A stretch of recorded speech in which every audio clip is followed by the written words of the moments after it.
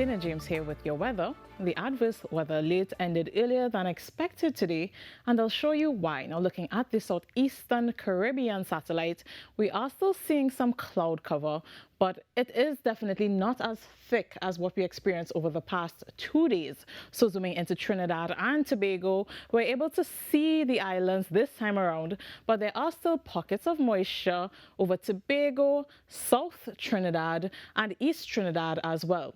So just switching from the satellite to our Saharan air layer, we're also seeing a bit more yellow on our graphic.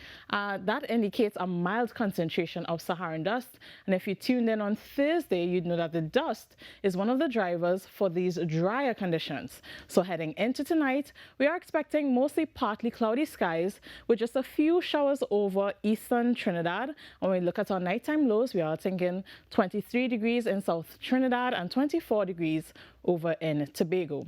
Now, tapping back into the Agromet forecast, we are meant to see another round of wet days for the 7th and the 8th. And looking at the extended weekend forecast, that is lining up. But it will be very different for Trinidad compared to Tobago, and here is why. Now, this is our 5-day rainfall prediction model, and the reds show heavier accumulations, while the yellows, blues, and greens show lighter accumulations.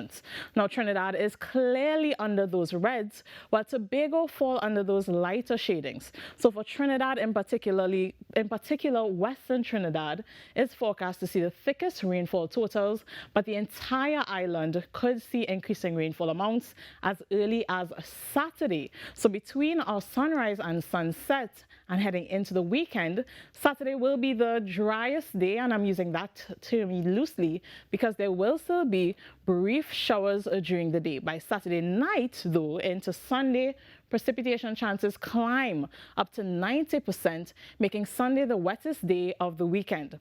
Now, we will need to stay attentive to updates from the relevant authorities in case an alert is issued, but as of right now, no alert is in effect. Precipitation chances should drop again slightly down to 55%, with rainfall then focused mainly in the afternoon from Monday all the way into Wednesday. When it comes to our temperatures, it will range between 28 and 31 degrees during daytime and in the mid-20s during the nighttime.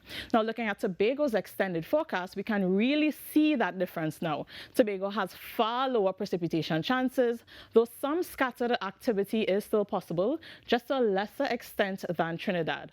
By Monday, precipitation chances would drop off below 10%, but that's because we will see more sunshine during the morning, but we will have some activity come in from Monday afternoon into Tuesday, where we could see an increase again. When it comes to temperatures, it will range between 29 and 30 degrees for Tobago, and in the nighttime in the mid-20s as well.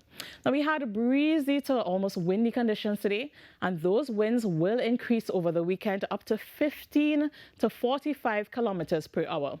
Now, that can agitate marine conditions, so although seas will be generally moderate, we could see occasionally rough patches across the waters. And when it comes to the tides, spring tides end on Sunday, so expect exaggerated tidal levels between both high and low tide times. Now, that's it for your extended weather forecast. I am Zanna James. Have a safe and enjoyable weekend ahead.